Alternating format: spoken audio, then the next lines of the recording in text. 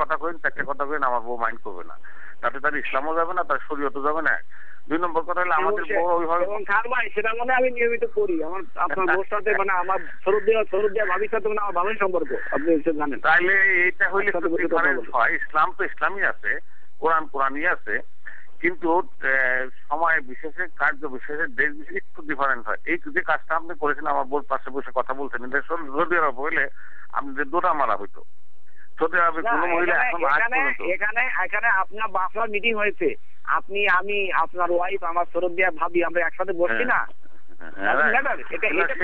এটা হলো বাংলাদেশের style, Islam in Bangladesh style. একটুখানি রিচুয়াল, মানে ধর্ম তো ঠিকই আছে, ইসলাম যা আছে রিচুয়ালটা একটু ডিফারেন্ট হয়। বাংলাদেশে ওইভাবে ব্যাপারটা হচ্ছে আপনি যেটা ওই যে আফগানিস্তান এত দূরে আমাদের যাওয়ার দরকার নেই। আমার সহজ কথা, আমি সব শেষ কথা শেষ করে দিচ্ছি এবারে বলে আমি উদাহরণ, সেটা হলো আমাদের বাংলাদেশের নিজস্ব একটি কালচার আছে। বাংলাদেশের ব্যানারে বাংলাদেশ ডে প্যারেড করবেন, বাংলাদেশের স্বাধীনতা উদযাপন করবেন, বাংলাদেশের কালচার, বাংলাদেশের মূল্যবোধ, বাংলাদেশের ভ্যালুজ মেনটেন করেই করতে হবে।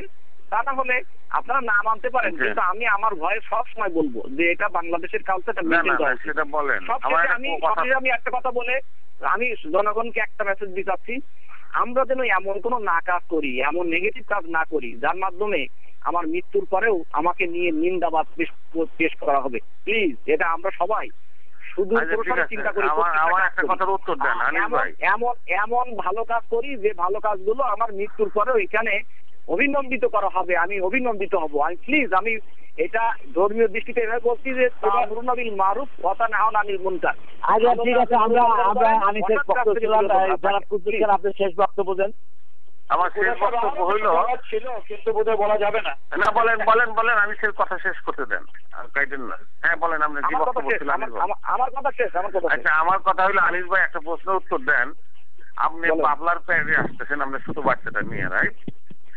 রাস্তার মধ্যে দেখলেন যে একটা হোয়াইট মেয়ে হোয়াইট ছেলেকে কিস দিতেছে জড়িয়ে ধরে, বাচ্চা কি চোখের মধ্যে বাইন্ধা দিবেন, কাপড় বাইন্ধা দিবেন? কারণ আমার বক্তব্য হলো এটা, একটা দেশে বাস করেন, সেখানে তাদের নিজস্ব কালচার আছে। আপনি বাংলাদেশের কালচার বা সৌদি আরব কালচার জন্য তারা তো চেঞ্জ করছে না, কাজে আপনাকে গ্রো আপ হইতেই হবে এগুলো দেখেই।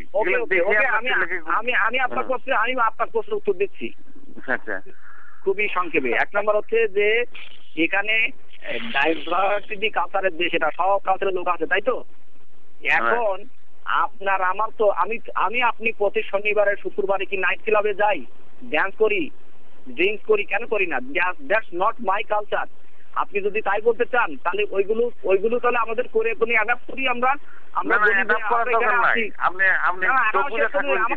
প্লিজ আমাকে শেষ করে দেন, চোখ বুঝে থাকার দরকার নেই।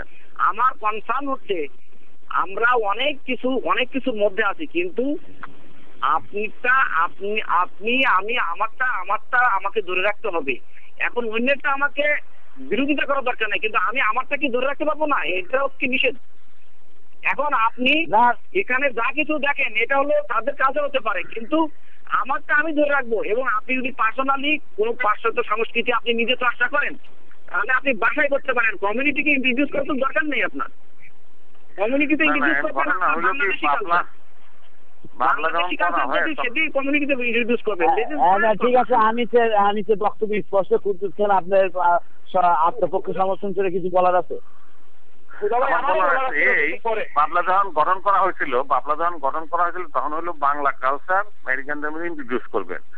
আপনি যখন ইন্ট্রোডিউস করবেন, আমার নাম কুদ্দুস খান, আমি বাঙালি, আরেকজন যদি বলে আমার নাম স্টিভ, আমি আমেরিকায় বর্ন হয়েছি, এই করে যদি তখন কি করবেন? আপনি মিস ইন্টারপ্রিট করছেন খান ভাই, আপনি বুঝাইতে পারছেন না। আমি কি বুঝাইতে সেটা আপনি বোঝেন নাই।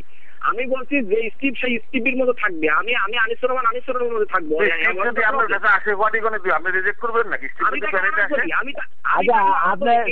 আমি বলি আপনাকে, বিতর্কের কোনো শেষ নেই, তবে এই বিতর্কটা আমাদের কমিউনিটির প্রবাসী কমিউনিটি যারা শুনবেন এবং তারাই বলবেন যে কি হবে না। আপনাদের বক্তব্য দিলেনি, হ্যাঁ, তো এর কোনো শেষ হবে না। আমার কিছু বলার ছিল ভাই জালালাবাদ সম্বন্ধে, আপনার বলার শেষ হবে না। বিষয়টা একই, এটা নিয়ে আমরা আরো আলাপ আলোচনা করবো, চিন্তা করবো, এবং আমাদের যে কথা হলো একটা বস্তুনিষ্ঠ সাংবাদিকতা বা বস্তুনিষ্ঠ কার্যক্রমের ভিতরে যেটা আমরা রয়েছি, যে বাসনা একটা সংগঠন, বাফলার সংগঠনের ভিতরে সবাই আমরা নীতিগত মেনে কাজ করি। আমি না বাফলা একটা ইউনিটি ফেডারেশন হিসেবে বিভিন্ন মত থাকতে পারে, কিন্তু আমরা একই সাথে 5 জনে কিন্তু তৈরি হয়েছে এবং একই সাথে বাংলাদেশের কৃষ্টি দেশ ও জাতিকে তুলে ধরাই মূল উদ্দেশ্য। এখানে আপনার খবরদারি করা বা আপনার মাসল দেখানোর উদ্দেশ্য নয়, এখানে জাতিকেও তুলে ধরার উদ্দেশ্য। সেক্ষেত্রে সত্যি মৃত্যু যদি আমরা একসাথে দাঁড়িয়ে করতে পারি সেটাই ভালো। এখানে অভিযোগ এসেছে, এই অভিযোগগুলো সবাই আমরা মনে করবো যে বাফলার কর্মকর্তারা বিবেচনা করবেন, নির্বাচনী কমিশনারও বিবেচনা করবেন, এই বলে আমরা শেষ করতে চাই। আপনাদের সবাইকে ধন্যবাদ। আপনাকেও ধন্যবাদ, থ্যাংক ইউ।